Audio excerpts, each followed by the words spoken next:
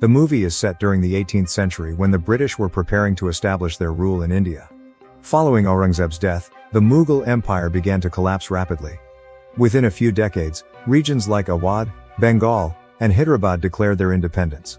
Northern India turned into a war zone as three dominant forces vied for power: the Marathas, the Afghans, and a rising foreign contender, the British. By 1764, the British had secured victory in the Battle of Buar, establishing control over Awadh and Bengal. The scene shifts to a rainy day, where the revolutionaries who dared to resist the British are being hanged from a tree as punishment. Among them, two soldiers drag a young boy to be executed. The boy bravely confronts the man behind the execution, Ramat Khan, and warns him to remember this very moment. He says that one day Ramat Khan too will be hanged on this very tree. The executioner then carries out the boy's sentence. Fast forward 25 years in Bundelkhand, two soldiers sit around a fire to stay warm. A priest approaches them, and they suspiciously point their weapons at him, asking why he is there. The priest, infamously known as Gosain, is a Naga sadhu and bounty hunter. He explains he only needs fire to light his pipe. After lighting it, he casually asks how much the reward is for capturing the fugitive Sangram Singh. One soldier answers that it's 8 gold coins. Gosain comments that years ago, the Nawab of Manda had placed a much higher bounty of 100 gold coins on Sangram. Suddenly, he shoots the soldier. Hearing the gunshot, Sangram Singh and his companions flee and hide behind rocks. Sangram sees an opening and tries to escape on horseback. Gosain quickly mounts his horse, loads his gun, and shoots Sangram. He then approaches Sangram and mocks him, saying he should feel ashamed to die for such a small bounty of 8 gold coins. He demands information about Ramat Khan. Sangram denies knowing anything, but Gosain grabs the badge pinned to Sangram's chest. In the next scene, Gosain takes Sangram's dead body to the village chief to claim the reward. However, the chief accuses Gosain of simply finding the body and bringing it for the bounty. He then mocks Gosain and offers him 1 gold coin.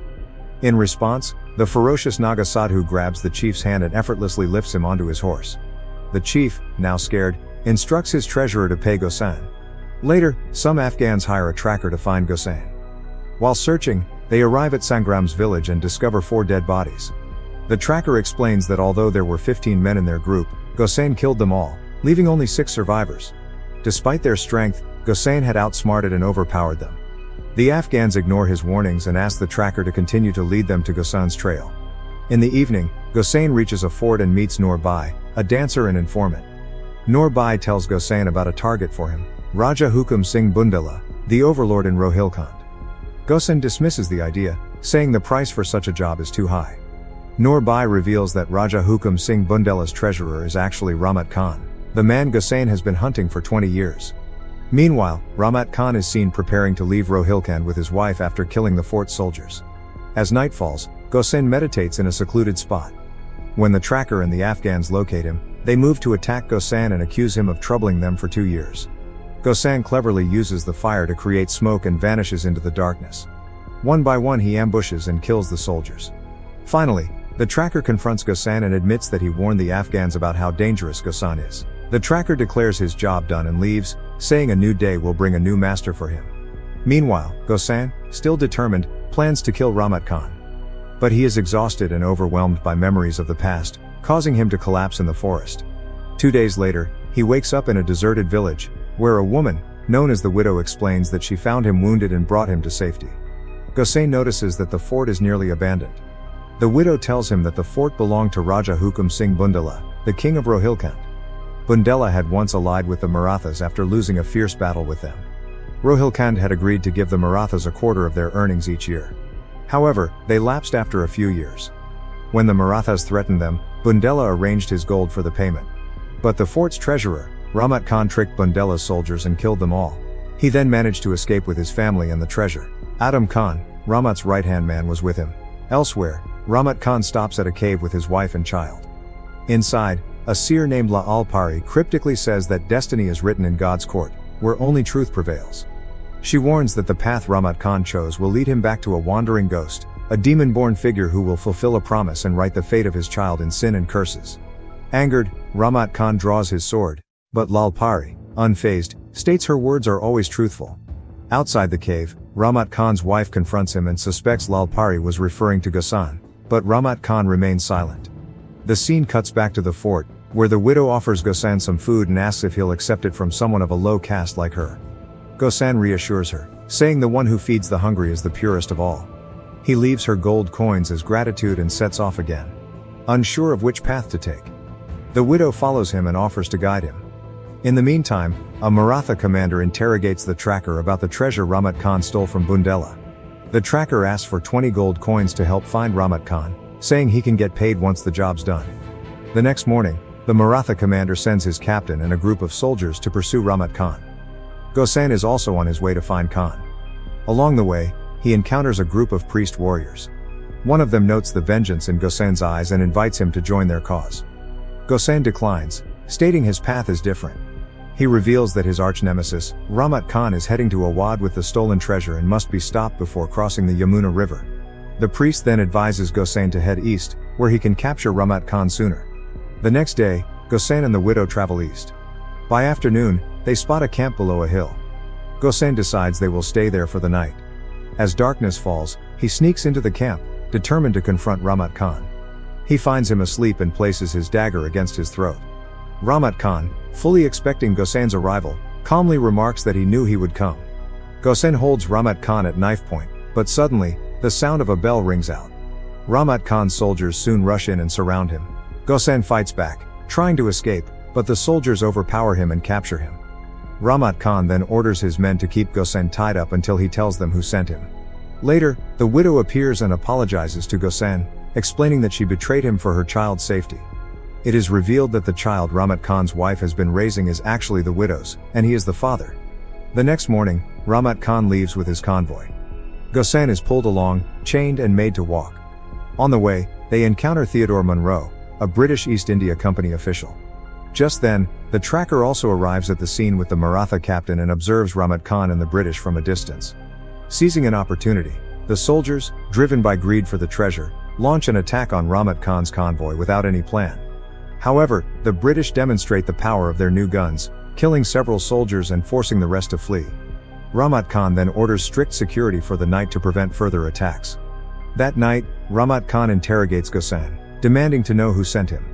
Gosain finally utters the name Sadullah Khan, which visibly shocks Ramat Khan. Elsewhere, the tracker, the Maratha captain, and the remaining soldiers rest after the earlier attack. Suddenly, more Maratha soldiers arrive and reveal that they were sent by the commander after the captain left. Back at the camp, Ramat Khan grows frustrated with Gosain's silence. He threatens to gauge out Gosain's eyes with a heated iron rod, determined to extract answers. Just as Ramat Khan gets ready to carry out his threat, the Marathas attack the camp and shoot arrows at them. Ramat Khan tells his men to guard the outside of his tent. Meanwhile, Monro, the British officer, orders his soldiers to start firing. The chaos intensifies as the Marathas and Ramat Khan's forces clash, and the battle begins. Taking advantage of the chaos, Gosain manages to escape. Meanwhile, the widow, holding her child, hides in a nearby cart. Gosain finds some ammunition behind the cart, and the widow asks him to take her with him. He refuses, saying that helping her before only caused trouble. Meanwhile, Ramat Khan's soldiers and the British fight fiercely against the Marathas. The battle spreads fast, and amidst the confusion, a sudden explosion sets the camp ablaze. From a distance, Gosain taunts Ramat Khan, saying that he would return for him. He also warns him that Sadullah Khan's revenge is still in waiting. His words leave Ramat Khan and his right hand, Adam Khan, stunned. The next morning, Ramat Khan orders Adam to find Gosain, the widow, and the child at any cost. Soon, Adam's men capture the widow and bring her with her child. Ramat Khan snatches the child from her and drags her to the camp. Furious, he slaps the widow and orders his men to execute her. The widow then pleads for mercy, revealing that she is the child's mother. When Ramat Khan tells her to give up the child, the widow hugs her baby tightly, kisses him, and threatens to kill both of them with a dagger. But she loses her nerve, drops the dagger and starts crying. Just as the midwife moves in to take the baby, the widow grabs the dagger again and kills her. Ramat Khan, enraged, draws his sword. The widow pleads and reminds him that only she can nurse the child now. Ramat Khan hesitantly lets her live, but his wife is furious. She reminds him of Lal Pari's prophecy, warning that this child would be his undoing. Annoyed, Ramat Khan mercilessly shuts her down with his sword and orders the camp to move. He plans to reach Awadh by nightfall. Meanwhile, Gosain prepares for his next move. The tracker, who had followed him, says he can help him find Ramat Khan. However, Gosain tells him that he doesn't have any gold coins to pay him. The tracker then shows him the locket he retrieved from his belongings. Gosain, filled with determination, sets off on horseback to chase Ramat Khan, with the tracker following closely behind. In a flashback, the story shifts to a Nawab of Buxar, who gathers allies to fight the British. Ramat Khan's father, Sadullah, instructs his two sons, Ramat and his brother, to join the battle. He gives Ramat Khan a talisman as a symbol of trust. However, Ramat Khan appears reluctant to follow orders, but Sadullah doesn't let him speak. Just then, the British launch an attack inside the fort.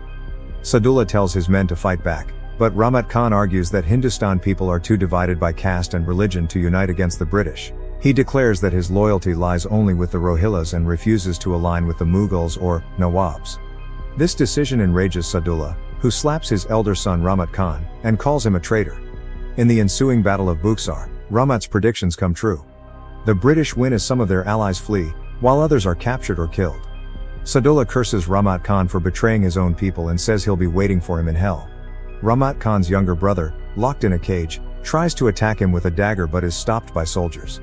Back in the present, Ramat Khan, his men, and the widow reach the Yamuna River. Adam says there's no need to worry about Gosain anymore. But Ramat Khan isn't convinced. He questions how Gosain knew about the secret path and the name Sadullah, which only the two of them knew. When Adam tries to assure him of loyalty, Ramat Khan hugs him but suddenly stabs him. He then accuses him of being jealous of his son. Meanwhile, the soldiers are busy loading the treasure onto the boats. Captain Monroe tells Ramat Khan they'll meet on the other side of the river. But just then, a strange noise is heard and rockets are fired from a nearby fort. Consequently, many British soldiers are killed. Ramat Khan quickly orders his boat to move along the rocky shore while Monroe tells his men to fire back. Up at the fort, the tracker keeps firing rockets non-stop. While everyone's distracted, Gosain sneaks onto the boat and takes down Ramat Khan's men one by one. Soon, Ramat Khan confronts him and points out that Gosain isn't really there to kill him. Otherwise, he would have done it already. Gosain, without saying much, throws his sword down and dives into the water with him. At the same time, one of the tracker's rockets hits the boat and causes it to explode. The treasure sinks into the river and most of the soldiers are killed. Thankfully, the widow somehow manages to survive with her child. Shortly after, the Marathas arrive but they find nothing, as the treasure is already gone. In the next scene, Gosain drags Ramat Khan to the same spot where Sadullah Khan, their father, had been hanged 25 years earlier. Standing near the gallows, Gosain tells Ramat Khan he still hasn't figured out who he is. He pulls out a talisman and reveals he's Ramat's brother, the same one who had been saved from hanging that day. Gosain explains how he survived and became who he is now. He recalls the Battle of Buar, where forces from all over India had united in an attempt to push back the British. But when Ramat Khan betrayed his clan and tipped off the British, Sadullah Khan and his allies were surrounded and captured. After a brutal fight, Sadullah Khan lost most of his men and was executed by being hanged from a tree for refusing to surrender. His younger son faced the same fate, prepared to be hanged alongside him. However, that fateful day, a helpful priest had given Gosain a rifle shell to insert in his mouth. This way, his windpipe would not be closed, and he could still breathe during the execution. Later, the priest returned and saved little Gosain and took him as his own. Then, Gosain puts the noose around Ramat Khan's neck and prepares to hang him the same way he had executed their father. Ramat Khan warns that his son will come for revenge someday, but Gosain calmly replies that day he will attain mukti, from this world. After a brief moment, Gosain pulls the lever and Ramat is hanged and left to die. As everything settles, Gosain hears the sound of a baby crying in the distance. The widow, just before she dies, hands her son to Gosain. Gosain takes Ramat Khan's child in his arms and walks away.